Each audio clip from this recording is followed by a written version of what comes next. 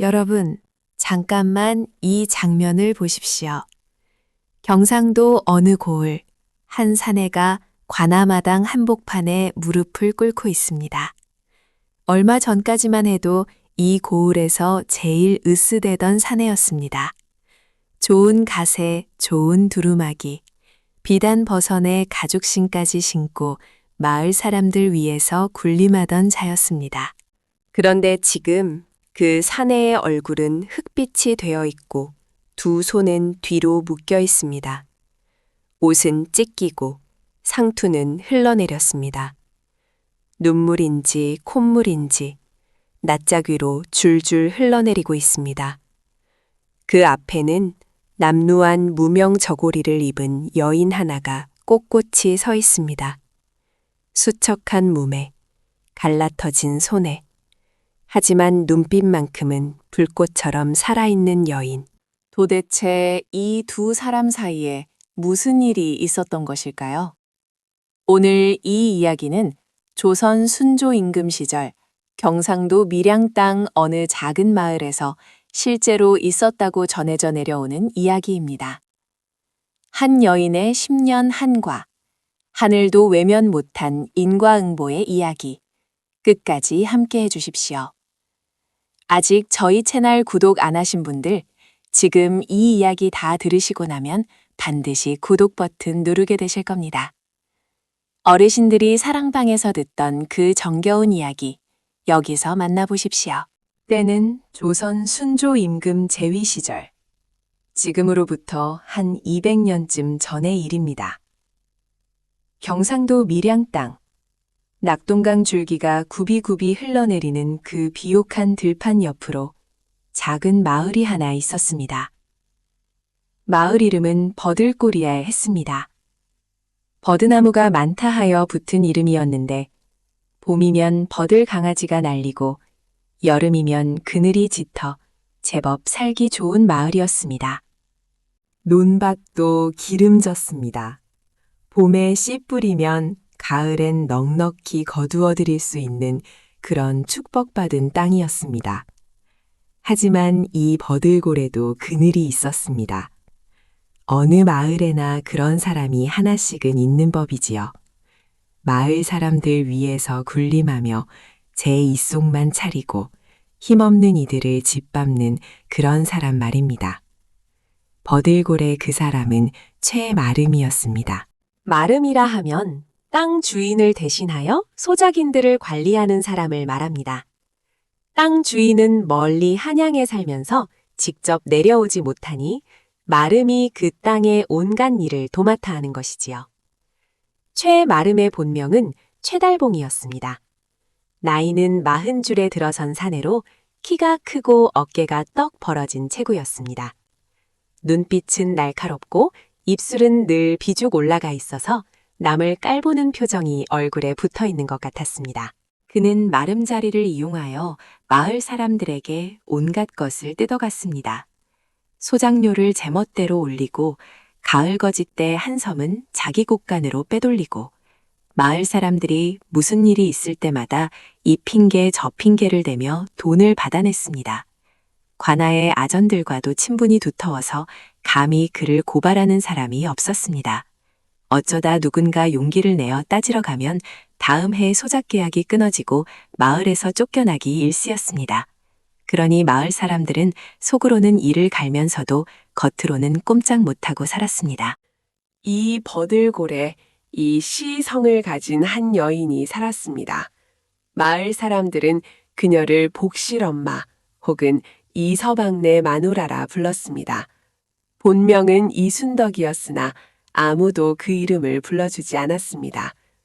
순덕은 나이 20에 이 마을로 시집을 왔습니다. 남편 박 씨는 버들골 토박이로 농사꾼이지만 성실하고 마음씨 좋은 사내였습니다. 얼굴은 못생겼어도 웃음이 좋았고 아내를 지극히 아끼는 사람이었습니다. 두 내외는 가난했지만 행복했습니다. 작은 초가집 한 채에 논 2마지기와 밭 1마지기, 그것이 그들의 전 재산이었습니다. 그래도 두 내외가 부지런히 일하면 밥은 굶지 않을 만큼은 됐습니다. 혼인 이듬해에는 아들 복실이가 태어났습니다.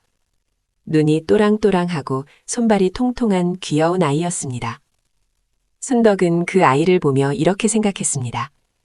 이 아이만큼은 글 가르쳐서 반듯하게 키워야지. 그런 소박한 꿈이었습니다. 작지만 확실한 행복이었습니다.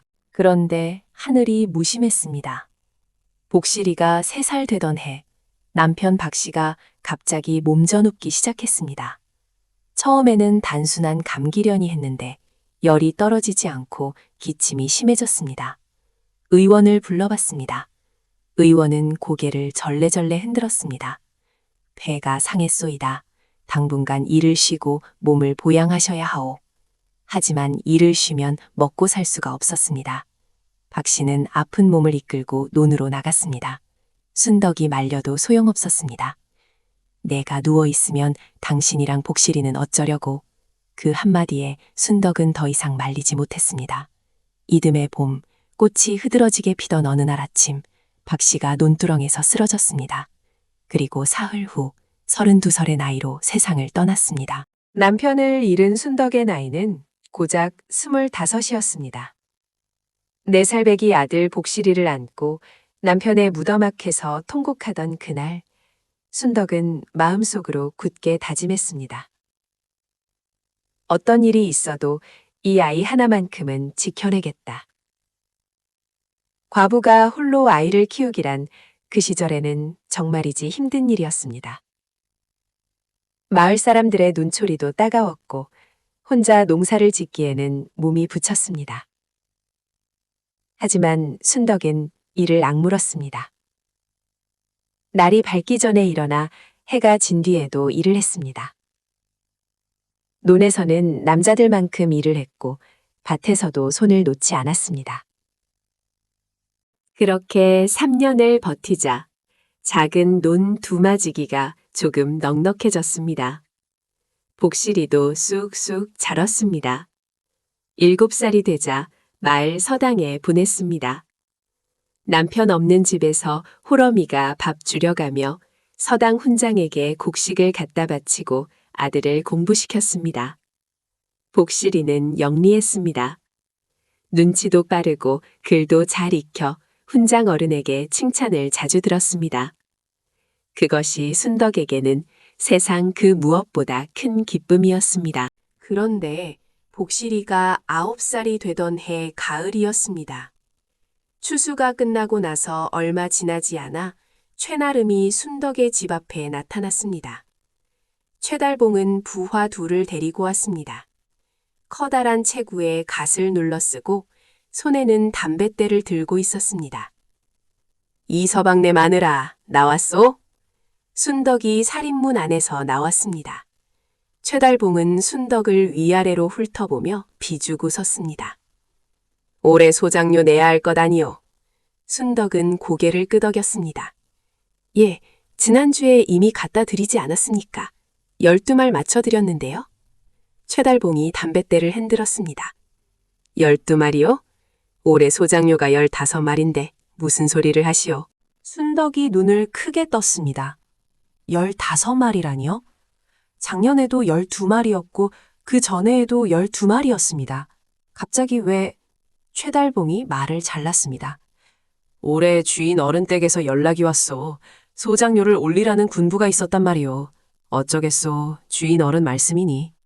거짓말이었습니다. 주인 어른 댁에서는 아무 연락도 없었습니다. 최달봉이 제 곳간 채우려고 꾸며낸 말이었습니다. 하지만 순덕이 그것을 증명할 방법은 없었습니다. 저는 정말 더 드릴 것이 없습니다. 올해 수확이 좋지 않아서 12말도 빠듯하게 맞춘 겁니다. 최달봉의 표정이 굳어졌습니다. 그렇다면 할 수 없지요. 3달 안에 나머지 3말을 채워오시오. 안 그러면 내년에 소작 계약은 없소.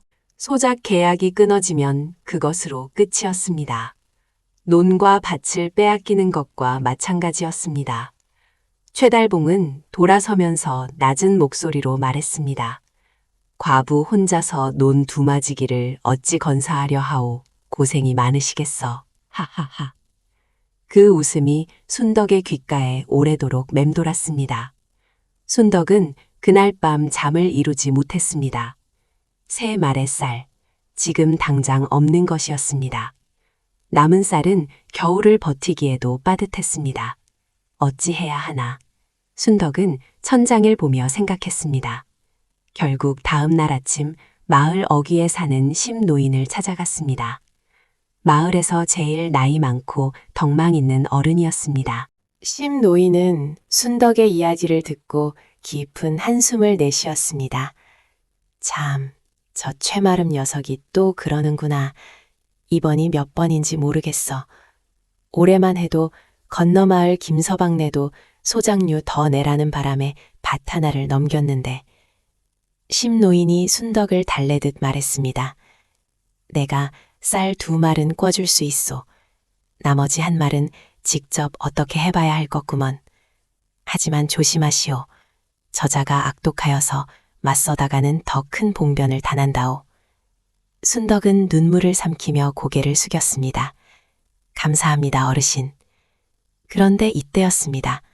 누구도 예상치 못한 일이 벌어지기 시작했습니다. 심노인에게서 쌀 2말을 빌리고 나머지 1말은 삭바느질로 겨우 마련하여 최달봉에게 갖다 바친 지 열흘이 지나지 않아서였습니다. 최달봉이 다시 나타난 것입니다. 이번에는 혼자였습니다. 저녁 해가 질 무렵 살인문을 거칠게 밀치고 들어왔습니다. 순덕이 부엌에서 복실히 저녁밥을 지으려다 놀라 뛰어나왔습니다. 최달봉의 눈빛이 이상했습니다. 술을 마신 것이 분명했습니다. 얼굴이 붉게 달아오르고 눈이 흐물흐물했습니다. 이 서방네 마누라, 나 좀 봅시다. 순덕이 본능적으로 몸을 뒤로 뺐습니다. 무슨 일이십니까? 최달봉이 능청스럽게 웃으며 말했습니다. 뭐 별건 아니고 과부로 혼자 사시기가 많이 고단하실 것 같아서 내가 도와드릴 수도 있는데 소장료 문제도 내가 눈 감아줄 수 있고 앞으로 잘 지내면 좋은 거 아니요? 말의 뜻이 무엇인지 순덕은 단번에 알아들었습니다. 분노가 치밀어 올랐습니다. 얼굴이 화끈거렸습니다. 나가십시오. 순덕은 낮지만 단호한 목소리로 말했습니다.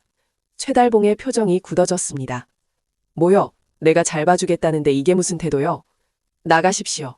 순덕이 다시 한번 말했습니다. 최달봉이 씩 웃으며 돌아섰습니다.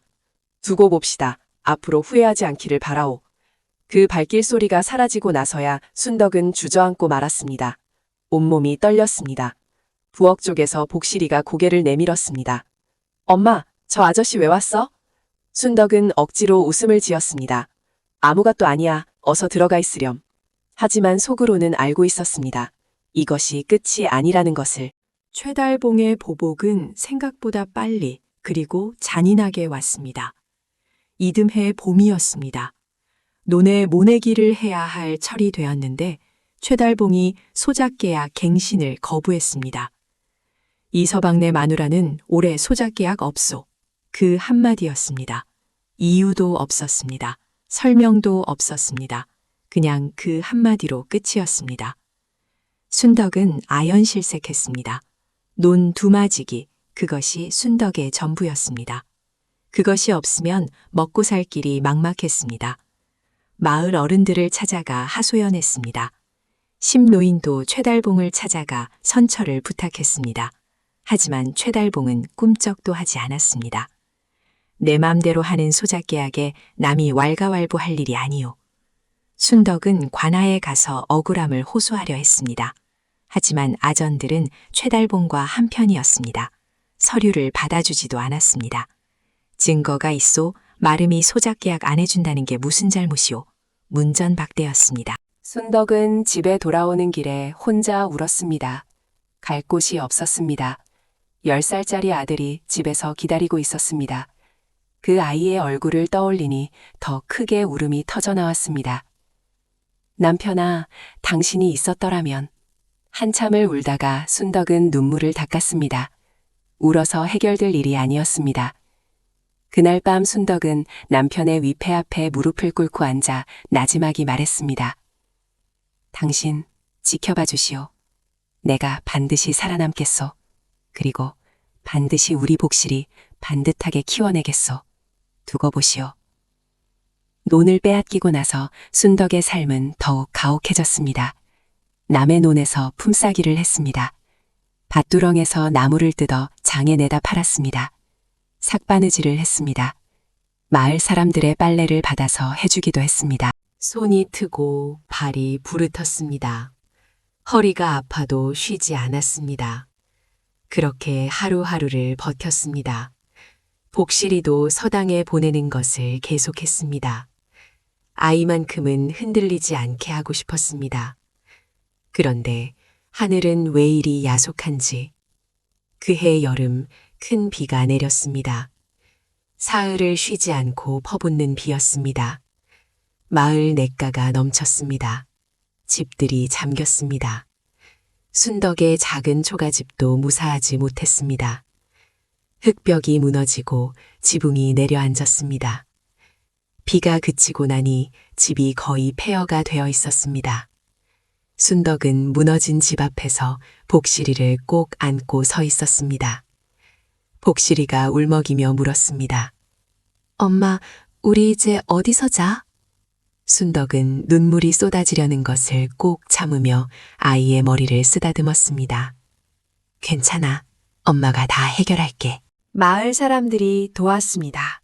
심노인이 앞장서서 이웃들을 모아 집수리를 도왔습니다. 하지만 집을 고치는 데 드는 비용이 만만치 않았습니다. 순덕은 결국 남편이 남긴 밭 한마지기를 팔았습니다. 그나마 남아있던 마지막 재산이었습니다. 밭 문서를 넘기던 날 순덕은 밭 한가운데 서서 한참 동안 그 땅을 바라봤습니다. 남편과 함께 씨 뿌리던 곳이었습니다. 함께 김을 매던 곳이었습니다. 복실이가 어릴 때 뛰어놀던 곳이었습니다. 그 땅을 잃는 날 남편의 마지막 흔적을 잃는 것 같았습니다. 그렇게 힘겨운 시간들이 흘렀습니다. 복실이가 12살, 13살, 14살이 되었습니다. 아이는 무럭무럭 자랐습니다. 아버지를 닮아 키가 크고 눈빛이 맑은 소년이 되었습니다. 서당 훈장이 찾아와 말할 정도였습니다. 이 아이 범상치 않소이다. 글 읽는 속도나 이해하는 것이 어지간한 양반집 자제들 못지않소. 조금만 더 가르치면 큰일을 할 것이오. 순덕은 그 말을 듣고 밤에 혼자 울었습니다. 기쁨의 눈물인지 서러움의 눈물인지 자신도 몰랐습니다. 이 아이 하나를 위해 내가 지금까지 버텨온 거다. 한편 최달봉은 더욱 기고만장해져 있었습니다. 순덕의 논을 빼앗은 뒤로 그 논에서 나오는 소작료를 자기 주머니에 넣고 있었습니다. 땅 주인에게는 절반만 올리고 나머지는 가로챘습니다. 마을에서 소작 계약을 끊어버린 집이 순덕네만이 아니었습니다. 건너마을 이서방네, 밑마을 정노인네, 아랫마을 강과수댁 모두 최달봉에게 논밭을 빼앗기거나 터무니없는 소작료를 강요받고 있었습니다. 마을 사람들의 원한이 하늘을 찌를 지경이었지만 아무도 나서지 못했습니다. 최달봉에게는 관아 아전과의 끈이 있었고 돈도 있었고 덩치 좋은 부하들도 있었습니다. 그러던 어느 날이었습니다. 복실이가 15살이 되던 해 봄이었습니다. 버들골에 새로운 사또가 부임했습니다. 전임 사또는 나이가 많고 술을 좋아하여 아전들이 하는 대로 그냥 두는 사람이었습니다. 하지만 새로운 사또, 박문안이라는 사람은 달랐습니다. 나이는 30 중반으로 젊었고 과거를 장원으로 급제한 사람이었습니다. 성격이 곧고 불의를 못 참는 사람이었습니다. 부임하자마자 고을 순시에 나섰습니다. 직접 마을들을 돌아다니며 백성들의 형편을 살폈습니다. 버들골에도 들렀습니다. 심노인이 사또 일행을 맞았습니다. 박 사또는 나이 많은 어른들과 두런두런 이야기를 나눴습니다. 마을 형편을 묻고 어려운 점을 들었습니다. 처음에는 어른들이 조심스러워했습니다. 괜히 말했다가 나중에 봉변을 당할까봐 두루뭉술하게 대답했습니다. 그런데 박 사또가 말했습니다. 어르신들, 솔직하게 말씀해 주십시오. 제가 이 고을 사또로 온 것은 잘 사는 사람들 잘 살게 해주러 온 게 아닙니다. 고생하는 백성들을 위해 온 것입니다. 말씀하시는 것이 억울한 일이라면 제가 반드시 해결해 드리겠습니다. 그 말에 심노인이 용기를 냈습니다. 그리고 그동안 최달봉이 저질러온 온갖 일들을 차근차근 이야기하기 시작했습니다. 박사또는 표정 하나 변하지 않고 끝까지 들었습니다. 이야기가 끝나자 박사또는 조용히 물었습니다. 그 피해를 본 분들이 여럿이 계신다고요? 예, 그렇습니다. 그분들의 이야기를 직접 듣고 싶습니다. 그날 오후, 순덕이 박사또 앞에 섰습니다. 무릎을 꿇고 앉아 지난 10년간의 일들을 이야기했습니다. 남편이 죽고 난 뒤부터 소장료를 빌미로 겁박당하던 일, 논을 빼앗긴 일, 관아에 가서 호소했지만 문전박대 당한 일, 집이 무너진 뒤 밭까지 팔아야 했던 일, 이야기하는 내내 눈물이 흘렀습니다. 하지만 목소리는 떨리지 않았습니다. 10년을 참아온 사람의 목소리였습니다. 박사또는 이야기를 다 듣고 난 뒤에도 한참 동안 아무 말이 없었습니다. 그러다 조용히 말했습니다. 이서방네 마나님, 증인이 될 수 있겠소? 순덕이 고개를 들었습니다. 예? 최달봉의 죄를 밝히는 자리에서 직접 증언을 해주실 수 있겠냐고 묻는 것이요. 순덕의 가슴이 쿵 내려앉았습니다. 증언. 그 말이 무엇을 뜻하는지 알았습니다. 최달봉과 정면으로 맞선다는 뜻이었습니다. 두려웠습니다. 최달봉의 부하들이 생각났습니다. 관아 아전들의 냉랭한 얼굴이 떠올랐습니다. 하지만 다음 순간 복실이의 얼굴이 떠올랐습니다. 순덕은 입술을 꽉 깨물었습니다. 예, 하겠습니다. 박사또는 움직임이 빨랐습니다. 다음 날 새벽부터 직접 고을 장부를 뒤지기 시작했습니다. 소장료 기록과 실제 수납 내역을 대조했습니다. 그리고 놀라운 것들이 드러나기 시작했습니다. 장부에 기록된 소장료와 땅 주인에게 전달된 금액 사이에 엄청난 차이가 있었습니다. 몇 년치를 합산해 보니 최달봉이 중간에서 가로챈 곡식이 수십 섬이나 됐습니다. 뿐만 아니었습니다. 소작 계약을 임의로 파기하고 그 땅의 새 소작인에게서 별도의 뇌물을 받아온 정황도 발견됐습니다. 마을 사람들에게 거둔 각종 명목의 돈들도 기록에 없이 사라져 있었습니다. 박사또는 아전들 중에서도 최달봉과 내통한 자들을 가려냈습니다. 그리고 보름 후 최달봉에게 관아 출두 명령이 내려졌습니다. 최달봉은 처음에는 여유를 부렸습니다. 사또가 새로 왔다고 별 수 있겠어. 내가 이 고을에서 몇 년을 지냈는데. 관아로 걸어 들어가면서도 거만한 태도를 버리지 않았습니다. 하지만 관아 마당에 들어서는 순간 낯빛이 변했습니다. 증인석에 마을 사람들이 10명이 넘게 앉아 있었습니다. 심노인도 있었고 건너 마을 이서방도 있었고 아랫마을 강과수댁도 있었습니다. 그리고 그 맨 앞줄에 순덕이 앉아 있었습니다. 꼿꼿이 등을 세우고 눈을 똑바로 앞을 향한 채로. 최달봉의 얼굴에 처음으로 당혹감이 지나갔습니다. 박사또가 말했습니다. 최달봉, 네 죄목을 읽겠다. 그리고 줄줄이 읽혀나가는 죄목들. 소장료 횡령, 관리 비위, 직권 남용, 강압 수탈. 최달봉의 얼굴은 점점 굳어갔습니다. 처음에는 부인했습니다. 장부가 틀렸다, 오해다, 억울하다고 외쳤습니다. 하지만 순덕이 일어섰습니다. 10년 전 소장료를 빌미로 겁박당했던 일, 밤에 혼자 집에 찾아왔던 일, 이유 없이 소작 계약이 파기된 일. 차분하면서도 분명한 목소리로 하나하나 말했습니다. 그 다음 심노인이 일어났습니다. 그 다음 이서방이 일어났습니다. 그 다음 강과수댁이 일어났습니다. 10명이 넘는 사람들이 차례로 일어나 최달봉의 죄를 증언했습니다. 최달봉은 점점 말을 잃어갔습니다. 판결이 내려졌습니다. 최달봉은 관직을 박탈당하고 횡령한 곡식과 돈을 모두 토해내어 피해본 마을 사람들에게 배상하라는 명이 내려졌습니다. 그리고 장 30대에 귀양 3년의 형을 받았습니다. 형이 집행되는 날 관아 마당에는 마을 사람들이 모여들었습니다. 누군가 박수를 쳤습니다. 그러자 여기저기서 박수 소리가 터져 나왔습니다. 최달봉은 두 손이 묶인 채 그 소리를 들으며 끌려나갔습니다. 배상금이 나왔습니다. 순덕에게 돌아온 것은 빼앗겼던 소장료와 각종 명목으로 뜯겼던 돈을 합산한 꽤 큰 금액이었습니다. 박사또는 여기서 그치지 않았습니다. 직접 땅 주인이 있는 한양으로 편지를 써서 그동안의 사정을 알렸습니다. 땅 주인은 크게 놀랐습니다. 자신이 믿고 맡겼던 마름이 그런 짓을 하고 있었다는 것을 전혀 몰랐던 것입니다. 땅 주인은 사과의 뜻으로 순덕에게 논 한마지기를 소장료 없이 3년간 붙일 수 있는 권리를 주었습니다.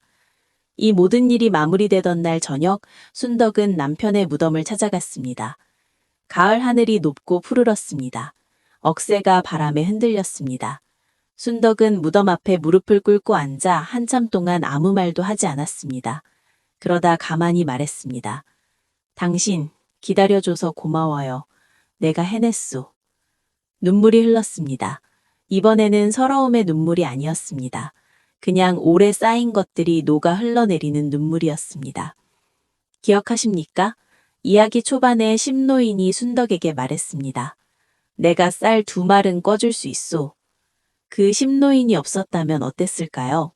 그 쌀 2말이 없었다면 순덕은 소작계약을 빼앗기는 것이 아니라 마을에서 쫓겨나야 했을지 모릅니다. 그리고 그 심노인이 없었다면 새로운 박사또에게 최달봉의 이야기를 가장 먼저 꺼내는 사람도 없었을 것입니다. 작은 선의 하나가 10년 뒤 큰 물줄기를 바꿔놓은 것이었습니다. 또 기억하십니까? 순덕이 관아에서 문전박대를 당할 때 아전이 한 말. 증거가 있소? 그 말이 순덕의 가슴에 비수처럼 박혔다고 했습니다. 그런데 순덕은 그날부터 몰래 최달봉이 찾아올 때마다 소장료를 독촉할 때마다 그것을 낱낱이 기록해 두었습니다. 날짜, 요구한 양, 실제 낸 양, 나눈 말들. 작은 종이에 꼼꼼히 적어 장롱 깊은 곳에 숨겨두었습니다. 그것이 박사또 앞에서 결정적인 증거가 된 것입니다. 문전박대가 오히려 순덕을 더 단단하게 만든 것이었습니다. 복선 회수 3번. 그리고 복실이었습니다. 기억하십니까? 순덕이 아무리 힘들어도 복실이를 서당에 보내는 것만큼은 포기하지 않았다고요? 그 복실이가 어느 날 박사또가 부임해 온다는 소문을 가장 먼저 듣고 어머니에게 말했습니다. 엄마, 새사또가 어질다는 소문이 있어. 이번엔 다를 것 같아. 아이가 서당에서 배운 글로 바깥 소식을 먼저 알았던 것입니다. 그 말이 없었다면 순덕이 박사또를 찾아가 용기를 낼 수 있었을까요? 배움이, 어미의 포기하지 않는 마음이 결국 길을 만든 것이었습니다. 그로부터 몇 해 후 복실이는 과거에 응시했습니다. 합격은 쉽지 않았습니다. 양반집 자제들과 경쟁해야 했습니다. 돈도 빽도 없는 호러미 아들이었습니다. 3번 낙방했습니다. 하지만 4번째, 22살의 복실이는 마침내 과거에 급제했습니다. 합격방이 붙은 날 복실이는 집으로 달려와 어머니에게 큰절을 올렸습니다. 어머니, 제가 해냈습니다. 순덕은 아들의 머리를 2 손으로 감싸쥐었습니다. 아무 말도 나오지 않았습니다. 그냥 눈물이 쏟아졌습니다. 이 눈물을 위해 20년을 버텨온 것이었습니다. 마을 사람들이 모여 잔치를 열었습니다. 심노인이 막걸리 한 잔을 들고 말했습니다. 이서방네 마나님, 당신이야말로 이 마을의 진짜 어른이요. 순덕은 고개를 흔들었습니다. 마을 사람들 덕분입니다. 제가 쓰러지지 않을 수 있었던 건 모두 여러분 덕분이었습니다. 그날 밤 버들골 하늘에 별이 유독 많이 떠 있었습니다. 순덕은 마당에 나와 하늘을 올려다봤습니다. 어딘가에 남편이 있을 것 같았습니다. 당신, 봤지요? 바람이 솔솔 불었습니다. 그것이 대답 같았습니다. 어르신 여러분, 오늘 이야기 어떠셨습니까? 한 여인이 20년 동안 이를 악물고 버텨온 이야기였습니다. 억울해도 참아야 했고, 분해도 꼭 눌러야 했고, 무너지고 싶어도 아이 얼굴 보며 다시 일어섰던 그 이야기. 하늘이 무심한 것 같아도 결국은 하늘이 보고 있다는 것. 악한 자는 반드시 그 대가를 치룬다는 것. 그리고 작은 선의 하나가 훗날 어떤 큰 물줄기를 만드는지 그것을 이 이야기는 말해주고 있습니다. 여러분의 삶에도 이런 순덕 같은 분이 계십니까? 혹은 여러분 자신이 바로 그 순덕 같은 분이십니까? 댓글에 여러분의 이야기를 한 줄만 남겨주십시오. 그 한 줄이 또 다른 누군가에게 오늘을 버티는 힘이 될 수 있습니다. 다음 이야기도 기대해 주십시오.